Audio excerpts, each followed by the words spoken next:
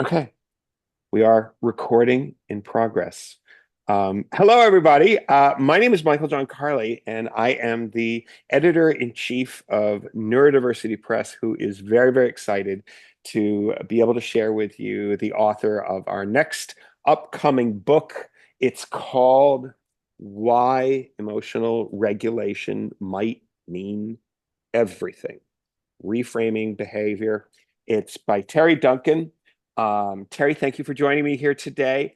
Could you, well, I could probably have just introduced you with more than just your name. Terri is a speech pathologist who also runs what I like to call Canada, all of Canada's most progressive services agency, which is Children's Autism Center of Edmonton. And how many years has Children's Autism Services of Edmonton been around? This year, it's been 20 years, actually. That's 20-year anniversary this year. Long congratulations. time. Congratulations. Cool. Thank you. Um, Give me a brief summary. The book. What is it? What are we talking about? The book is talking about emotional regulation and why it's so important and why it might just mean everything. And it really is about reframing behavior. Since I started this organization, since I've been working in the field, really, I have focused on emotional regulation rather than compliance-based approaches and focusing on those sort of humanistic approaches. And this book really outlines that and what is an emotional regulation approach and how do you use it? Excellent. Excellent. Thank you. I'm going to ask you some questions about yourself and your background. I will tell you, though, that everybody should know that if you buy this book, you're going to see a few more yous in the word than you might have or otherwise. Um, Or Terri, just the right amount of use. no, just the right amount of yous. Yeah, exactly. So, Terri, as you may have deduced, is Canadian, Edmonton, maybe a little bit of the accent as well, if I can, you know, pigeonhole you there for a little bit. And also, like, we just literally got the two sample copies of Terri's book delivered to me. And I wanted to deliver one to Terri. And it's kind of hypocritical. I'm going to announce to Terri, she doesn't even know this, I don't think. But I had promised Terri, oh my gosh, whatever it costs, I'll send you the second copy of it so you get it as soon as humanly possible. They gave me the first class price, and then they gave me what was after that. And I was like, what? So Terri got it first class. She still has to wait for a week because I went, that's my word. But it's pretty cool to see it on camera. It's pretty cool to Isn't see it? it. Yeah, It's yeah, great. yeah. It's always a thrill. And also, my God, it's a cute book. Too. I'm sorry. It really, really is. Terri, if you can, this is your first book. And when we write our first book, X amount of years into our careers, I find that the material just kind of vomits out of you a lot more. It's a lot easier because you know that you have something to say. You don't you don't lack any of the confidence that what you're going to put on paper is important. You're not second guessing yourself like I think you do when you're a younger first time writer. Where does that come from? Who are you? Like, where do you come from this aspect of things? And why was the book on emotional regulation the book that you would eventually write? That's a big question. There's a lot of parts in that, but I'll do my best to try and address that. I think that I've been working in this field a long time, and I have met so many families and so many kids and so many individuals where regulation is really the thing that is the barrier to really meeting their potential. And when we can address regulation, get that emotional regulation to a point where they're able to manage well day to day, the potential is just enormous. And so even though as a speech language pathologist, of course, my focus has traditionally been on communication, I realized that that emotional regulation piece is critical. And looking at things from a behavior lens is just not going to cut it. And I've seen it over and over and over. In fact, when I first started in this field, I worked with a little 4-year-old boy. I wasn't a speech pathologist at the time. I was in my second year of an undergraduate university degree in linguistics and psychology. So I knew nothing. And this was back in the early 90s where we knew very little about autism. And I started working with this little boy, and I started reading about autism and reading as much as I could find, and reading up. And my experience in working with that little boy was so different than what I was reading in all the books and all the literature. And I thought, wow, this is interesting. Why is this so different? All of those myths about autism that we had back then just weren't real for me when I saw it in this 4-year-old. And when I worked with him, I realized, wow, we don't know much about autism, and much of what we know about autism is wrong. Can I interrupt you for a minute? Can you go back? Mhm. What exactly were those myths? I mean, you and I know, but just in case somebody's not hasn't been in the field who's watching this since the 90s, what myths? Well, I had read that autistic children didn't like being around people, that they didn't want to be social, that they didn't understand emotions, that they wanted to be solitary, that they weren't able to learn, that their communication was always going to be impaired, and that they couldn't be around other people, and that their behavior was that they were non-compliant, and that they didn't want to listen, and that they wouldn't listen, all those kinds of things that painted these individuals as, bad kids, and kids that were just being non-compliant and that didn't understand things. Um, and and he just wasn't like that. He wanted to be around me all the time. He loved being around people. He had all kinds of emotions, and he did notice my emotions. He didn't always know what to do about that, and his emotions were sometimes different, and sometimes unexpected, and he had lots of unique characteristics. But that idea that he didn't want to be around people, and that they just didn't want him to be alone, and that just wasn't true. And that he was doing these things on purpose, that just wasn't true. And I knew it.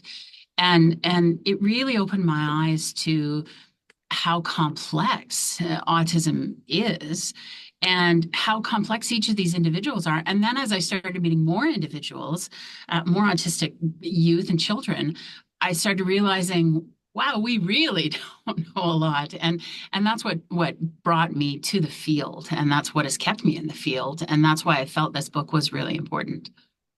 Excellent, excellent. Um, Both of us come from primarily autism backgrounds. We've both, I think, been sort of taken in more neurodiverse friendly, destinations, just because of how these things especially morph so easily into one another, as well as the fact that now we're starting to use terms that morph them easily into one another from, a descriptive standpoint. And this is a book which doesn't have autism in the cover or in the title. And it's a book about one component of autism. Can you speak to a little bit about that variance and how flexible this book is in terms of just how many people it's going to help? And maybe touch a little bit here on more specifically about why it could mean everything. Yeah, I see emotional regulation and autism kind of like a Venn diagram, really, because the emotional regulation is something that a lot of people have challenges with, not just autistic individuals. It's something that you see challenges in individuals with ADHD. You see it in mental health. You see it in all kinds of different areas. And you also see it in neurotypical individuals. Lots of neurotypical individuals have difficulty with emotional regulation. And you see it all everywhere, really. So it is a really, really broad concept. Most individuals on the spectrum, most autistic adults and youth and children have challenges in emotional regulation. So there is that overlap and that Venn diagram overlap. And it's not the only challenge, but it is a challenge that really, once we can address those needs and get individuals regulated, there's so much more potential. And it's just such a barrier for so many learners that if they can't get past the emotional regulation, they can't get to that place where they can meet their potential. But it is more than just autism. It's broader than that. And in fact, over the years, I've seen many individuals with all kinds of diagnoses that are not necessarily an autism diagnosis. They're all kinds of different labels for things. And I've never really cared that much about the label for it. I've cared more about what does it look like? And are they having difficulty with regulation? Are they having difficulty with communication? Where are the needs and what are the things that are getting in their way of really succeeding and thriving? That's great. I would say that you're not just reframing behavior with the book, that you actually are reframing the categorizations of how we've put a lot of the challenges that are faced by, as you well say, not just neurodiverse, but also neurotypical people as well. If you were in this business 15, 20 years ago, as you were as well as I was, we had the three main challenges listed as number one, the hidden curriculum, which basically just if you don't know the meaning, it's Brenda Smith Miles came up with the term. It's a brilliant term. But it's about how we need clear communication. And if you want to use euphemisms, soliloquies, or sarcasm on a lot of people like me, we're just not going to get it. There's the famous story I tell of the guy that was told at work, he got a bunch of papers that, were not for him. And he brought it to his boss and he said, "Boss, I don't think these papers were for me." And boss looks at the papers and goes, "You're right. These are, totally not for you. Kick it upstairs." So what does the guy do? He takes the to the stairwell, and like an NFL punter, gives a boom. That's the hidden curriculum. The second component is sensory issues. How overwhelmed we can be by just very, very different reactions to lights and sounds or smells or deep tissue versus light touch. So all those, that fascinating sensory world, which actually you write a lot about in this book as well. Because that contributes so much to our ability to regulate either physically or emotionally. But especially, too, when we come to the third category, which is executive functioning. And I've always railed against what forgive me, piss poor categorization that is, that they came up with to throw all of these really, really important challenges and strengths, oddly enough, because a lot of us on the spectrum are brilliant at some of these executive functioning things, like time management, like multitasking. I, for instance, am a great multitasker, maybe not in the time management. But emotional regulation is actually one of the 8 or 10 components of executive functioning buried in there. So if you and I are in full agreement on the fact that that tiny little component should be absolutely the number one thing that we should be looking at as the primary challenge. Can you speak to the change and the transition that you're proposing, the clinical world, as well as the world of parents and communities, really make in order to adjust to a principle that I think you and I are both in full agreement on? It really is about reframing your thinking in a lot of ways and reframing how you perceive things and seeing things a little bit differently. They say when you think about things in a different way, you see them in a different way, and changing that thinking for all of us it takes time and it is something that is really critically important. You mentioned the executive functioning piece, and that a lot of people will sort of bury emotional regulation in that concept of executive functioning. I have actually taken emotional regulation as the primary concept, and then had executive functioning as one of the components of that, because part of my book, part 2 of the book, talks about what are the components that affect our regulation and what can impact our regulation. And challenges with executive functioning can impact our emotional regulation. So it really is a bigger concept. I've taken that emotional regulation concept and made it a bigger concept because it's like the blanket over top of everything. It's the blanket that covers everything. And if we can simply look at emotional regulation as something that we can address and address that barrier, we can get past all of those challenges and get to the real learning and the real potential, reaching our potential, both in workplaces and in schools and in preschools and daycares. It's about reaching that true potential by addressing the barrier. I love that. I love that. I love that so much. And I also, you made me think of the fact that one other thing that I think your book does, which you're just smarter than I am, so you can like articulate this, but it rejects what I think is still a very popular and not so great working fascination with coming up with script to solve our problems. Okay, it's not working out with this particular friend. Here's a script that goes step by step, which is great. We've learned to go step by step. We don't just give vague descriptions to a lot of our spectrum children about how to go about solving something. We give it step by step. But the issue at the end of the day with all these scripts is life doesn't go to script. Life doesn't happen by scripts a lot of times. Life decides, oh, you want to make the gods laugh? Tell them your plans, or that sort of that philosophy. And what I've always thought about your book is that it's also a guide on how to basically problem solve. Because when a script doesn't work out, then we have to problem solve on the spot. And that's where the scripts and everybody else in the clinical world's emphasis on how great their scripts are fall to the floor as textbook farce. Yours doesn't. Well, and the funny thing is that when I first started practicing, I never had the script. I always had what are the components? What are we looking at? What do we have to address? And when I think about all of those components, it gives me a pathway. So you get a path forward when you think about what are all the components, because every family is unique and every child is unique, and looking at all of the components, you have to be able to individualize that. The tricky thing, honestly, was when I tried to show others how to do this. How do you do this approach? Because I had to teach the staff how to do this and It's new, expand. Terry. It's new. And the hard part is everybody wants a cookie cutter. They want a cookbook. They want an answer. If this happens, do this. If this happens, do this.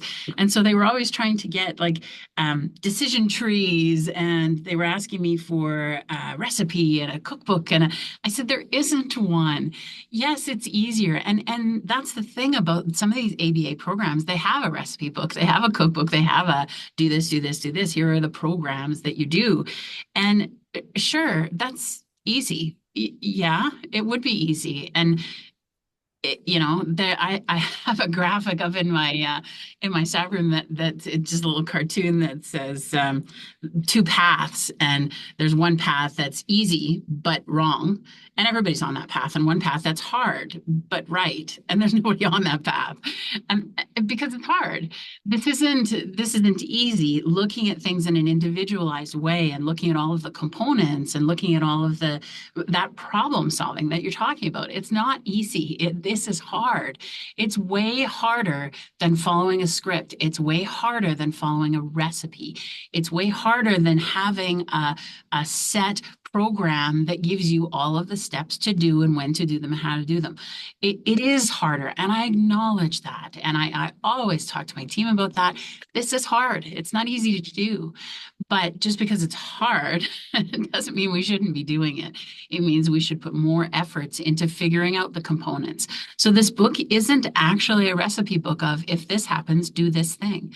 It's a problem-solving tool that will allow you to think about have I considered these factors? Have I considered these things? Have I considered these things?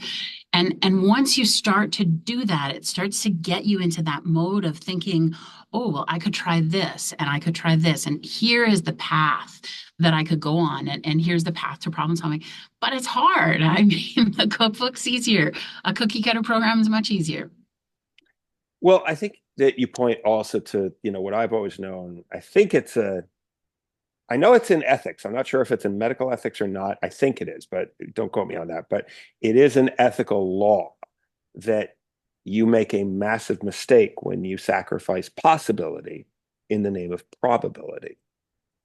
And I think that that's part and parcel. I mean, does that work for you as a law that's part of our, because you bring up the great point about the fact that this is hard and that no real progress can really happen in my view without what I like to call painful conversations. Painful conversations save relationships. Painful conversations keep us out of relationships we should not be in. But nobody has the painful conversations because they're painful and they don't want it. What's the painful conversation you have to bring to people that maybe are really so invested in the relationships as well as the work that they've been conducting and adhering to over the last 20 years before they can actually give your new ideas a chance?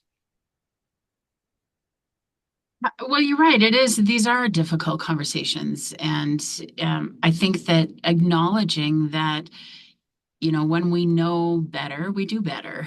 And acknowledging that I've done all kinds of things wrong in the past, all kinds of things. I always wish, I say, oh, I wish I could have that opportunity back with that particular child and that particular family. I wish I had the opportunity to go back and fix things. You can't go back and fix things. You can't do things differently. You did them that way because that's the way you knew, and that's what you knew best. And a long time ago, that's what we knew. And the behavioral compliance-based model was what we knew best. But now that we know better, we need to do better. And it's a matter of letting go of all of those things that we've done that haven't been the right way of doing it. Listening to the adult advocates that we're hearing from now who are saying that that is not the right way to do things and that is not effective and helpful, and moving forward with a better approach, moving more towards a neurodiversity affirming approach, and looking at how do we make those changes, and how do we get people to move forward into that, by showing them the difference that it makes, by showing them how effective it can be, and I've always taken the approach of sort of demonstrate what it can do.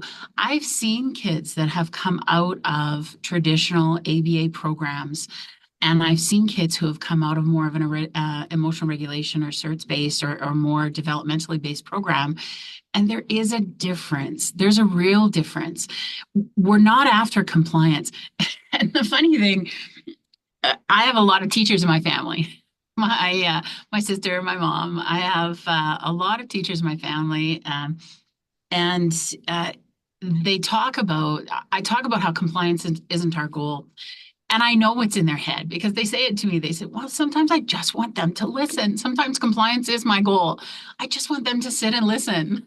And yes, sometimes short term we do want compliance, but I always say that that's not what you want long term. In the end, what we want are contributing, problem solving, thinking human citizens that participate in the world. You don't want somebody who just sits and does what they're told. You want somebody who participates in the world and is an active person in their citizen and their community. And when you think of it that way, ultimately, teachers know that that's the goal. But some days when they're in the classroom, they do just want kids to sit and listen. So I get that, and so I talk a little bit about how compliance is like junk food. Sometimes, sometimes you eat the junk food. Sometimes you do the drive-through and you eat the junk food. And you don't think about how that's going to make you feel down the road, and you're doing the in the moment thing, and that's okay. But we have to remember the ultimate goal is not compliance. The ultimate goal is someone who is regulated and learning and meeting their potential and doesn't have barriers in the way, and can grow and be a part of the fabric of the community. So it's a funny thing. Sometimes we do want compliance, and I get that. And that's fine. But ultimately, we have to keep our long-term goals in mind, and we have to keep an eye on the prize, what we're really after. And what we're really after is bringing all of those neurodiverse individuals into our communities and moving everyone forward to meet their potential. So a lot of what you say, especially the concept, which I'm going to paraphrase, just even though you've said it in the book plenty of times, which is that when you're dysregulated, you can't learn. You can't even listen. So that's kind of one of the core starting points of why your book is so important as well. And I think you went into a lot of the reasons and what you just said about why, because of COVID, because of social media, because of partisanship, because of the murder of George Floyd, because of remote learning, all these things that are mostly American, I grant you, and that you're just kind of, looking at us across the border going, what is wrong with those people all the time? But I actually want to divert that question over into the fact that a lot of what you just said is proof positive that you are a disciple of, and I am obviously a friend of the great Barry Prizant, who wrote the penultimate, I think, if not ultimate, autism book, Uniquely Human. And I'm just gonna, slather Barry here for a moment and just say, because I don't think Barry's done a foreword for anybody else's book. I could be wrong about that, but I don't know of any. And maybe I should have checked before doing this interview, but that's, it should be fun. How do you feel being, if that's true, being Barry Prizant's first book forward? I was so honored. Barry shaped my career. His work just shaped everything that I did. And he has been such a mentor and such a guiding light for our organization. And for me, professionally, he's been a real mentor and a friend. He's just such an incredible human being. And his work has been shaped, has been shaped by so many autistic individuals, but his work has shaped the work of so many out there, of so many professionals out there, including me. I was so honored to have him write that forward, and I was just so thrilled to have his support. He's been a real guiding light for my work throughout my entire career. Yeah, it's pretty cool. Pretty cool. It's pretty cool. It's Um, pretty great. so just to give folks a sense of the structure of this book, Terri's book is in three parts, pretty much. I mean, there's a foreword, there's an introduction, but there's three main chapters. Number one is an emotional regulation approach, sort of introduces a lot of the concepts, I think, that she'll follow up with part two. And if I'm, interpreting anything wrong, Terri, just, interrupt me, please. Factors that cause dysregulation and strategies to support emotional regulation. We're talking here about all kinds of cognitive factors. We're talking about mental health. We're talking about physiological. We're talking about sensory.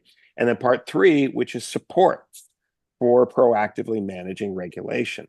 I know that I'm somebody that when I'm asked, Terri, in a presentation, can you, give a lot of takeaways? And, I kind of get diva-like and I'm thinking, but every slide is a takeaway. What are you talking about? And your entire book, though, is kind of like a takeaway of helpful hints. I mean, not only do you have one of the three main chapters set up as, I'm not just going to tell you why the old ways is doing bad. Here are tips on how to make things right. All because, especially when we get into, let's say, the stauncher defenders of ABA, who, must have, their dramatic scenarios played out, in a conversation, and then they demand that you, Terri Duncan, well, what do you do in that situation? Terri's got an answer for every single one of them, y'all. I'm telling you right now, okay?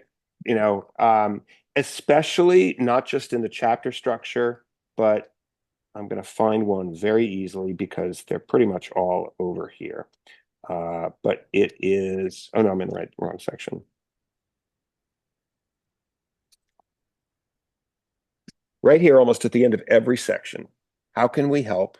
What can we do? I don't know if people saw that, but you know, it was very funny. I was sort of thinking of like, how do I formulate a question to you, Terry, about, well, why would you put in lots of information about how to help people? So that was just like, I don't know, such an entertainment sort of interview question. I couldn't really do it. She just does. She just does. She puts, it's like more than half the book in a lot of ways here. And I think that that's, just speaks to Terry's commitment to everyone. Well, I wanted it to be usable. There's so many books that you read and then you shelve and you think, that was interesting. And, it doesn't necessarily change anything. I wanted this to be usable for parents. I wanted it to be usable for educators, for teachers, for EAs. I wanted it to be usable for clinicians, and autistic individuals, autistic adults to read this and to be able to manage their own regulation and to You know be what? May I usable. may I interrupt you? Did we Mhm. ever count how many bullet points you have throughout the book in the how can we help sections? What No, can I we don't think do? we did. There's well over 100. I know What? that. I'm tempted to say 200, but there's That could well over be. 100, right? Yeah. Yeah, Well, and it was kind of some of this was at times felt like kind of a brain dump of here are all the things that I've seen work. Here are all the things that we could do. Here are all the different things to try. And so it may be overwhelming to some, but I hope that it's one of those books that people take. And I know a lot of people are reading online these days, but I hope it's one of those books that people will take and like highlight sections and circle things and write in it. The best books that I have on my shelf are the ones that are all written all over and then have notes in them and stickies. And I want to try this one. And yeah, I've done this one, and that's not a great strategy, yeah. but this one might work. I ruined books by underlining all the. I Yeah. hear. Yeah, Yeah. So I hope it's usable in that way. it's guaranteed usable in that way. You did that particular task, I think, way more than any other book I've ever seen. Um, Terry, but the book, by the way, we're launching November 1st. But we're going to have some promotional stuff thrown at everybody through a lot of newsletters and social media outlets as well. I was wondering, Terry, if you don't have anything else that you want to add to this interview, but I would maybe in closing love to hear, if you wouldn't mind, telling the story from your introduction about what you learned from that first boy you were working with. Yeah, he wasn't the Oh, I'm first sorry. one I worked with. Terry is not an executive director. She's a young woman just starting out in the field, hasn't founded any incredible organization that is thought to be Canada's most progressive, in all of the entire nation. Yeah, it was actually it wasn't the little 4-year-old that I was working with because in that experience, when I first started in the early 90s, I wasn't working with a particular program. This mom had actually hired me to come into her house. I was an undergrad student in linguistics and psychology, and I knew nothing. And her and I kind of built it together. Like we just kind of built the program together. And so we actually built a program that I was quite proud of, and that the mom and I worked closely together. And that's where I learned about advocates and what parents really can accomplish when they're strong advocates. The story from the introduction, though, was when I had actually started consulting with a behavioral program. It was a program that followed a very sort of ABA model. And it was a young fellow who they were doing compliance training. And so I had followed the train, I'd done the training on how to do compliance training. And he was too old for this, but he was doing one of those little wooden peg puzzles. And I think he was 8 or 9 or something like that. And so he was doing this peg puzzle and he hated it. And so because he hated it, he picked up the little piece and he pitched it across the room, which I felt was actually pretty good communication. He was telling me, this is stupid. I don't want to do this. But we were picking that puzzle because it was a non-preferred activity. Of course, it was non-preferred because it was way too infantile for him. But because it was a non-preferred activity, he was non-compliant with it, and he would pitch these pieces. And my job was to physically get this child to stand up, go over hand, pick up the puzzle piece, come back, hand over hand, and force him to put the puzzle piece in. That's what I was told to do. That was my job because it was compliance training, and that was a non-preferred activity. And he needed to know that he was going to be forced, basically, to do this activity, forced to comply, forced physical compliance. So, I was uncomfortable with it from the start, but being the wanting to do a good job, and I was told that this was a good job, and I was young at the time, and I did this for 20 minutes, and this kid was so dysregulated. And I just loved this kid. He was funny. He was non-speaking. He had a wicked sense of humor, and he'd give you this look out of his eye, and then he'd do something, and he wanted to see what you would do. And he and I, played with that a lot, and he was so fun. And here I was forcing this kid to go and pick this up and put it in. And it took 20, 25 minutes. And I remember I always get emotional when I say this. I remember the moment he looked up at me and finally put the puzzle piece in. And the look he gave me was a look of defeat. He looked at me and he said, "Fine. Is this what you want? All right, I'll do it." And I felt like I broke a horse. He was so defeated. But that was success to them, to the program. They were celebrating. Oh, he did it. Oh, great. He did it. And what did I teach him? Because the only thing I taught that kid that day was that because I'm bigger and stronger than he is, I can make him do something that he doesn't want to do. That's all I taught him. And what kind of lesson is that? Because I'll tell you, he's now actually, I think he's in his late 20s, and he is bigger and stronger than most people. And I taught him that when you're bigger and stronger, you can force people to do what you want them to do. And he knows that. He learned that lesson. But that was the moment. That was sort of that key thing where I realized, wow, what are we doing here? And I left that consultation. I never consulted for a behavioral program again. And I started this program. I started this organization, and I vowed that I would never be in a position where we did forced physical compliance, where we did something like that to kids ever again. And it was a pretty profound moment for me. We are so proud to publish your book and this book and you. Thank you, Terri Can Duncan. I just say, I'm so happy to have worked with Michael John. He had so much patience with me as an author, as a new author. He had so much patience, and and I had so many things where I said, "But this is really important to me," and he was willing to entertain all of that.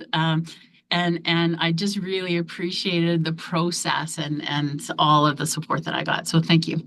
You're welcome. You more than deserved it. And you wrote a beautiful, beautiful book. You really, Thank you. yeah. That's it. Buy the book. It will be available on both the Neurodiversity Press website as well as Amazon on November 1st. The price is, we got $26 for the physical book. That's US dollars, Canadian. Yeah. So As lots more Canadian. No. I know, lots more Canadian. Somehow. And PDF, we also have a PDF ebook version, which you can buy on both sources, the Neurodiversity Press website, which is neurodiversitypress.com, obviously, or Amazon, and that is US $12. And I'm just so pitch proud that we got you and that we got your book. And I'll leave it there. Otherwise, I'm just going to be sputtering. So, Terri, Thank you. thank you. Thank you. Bye.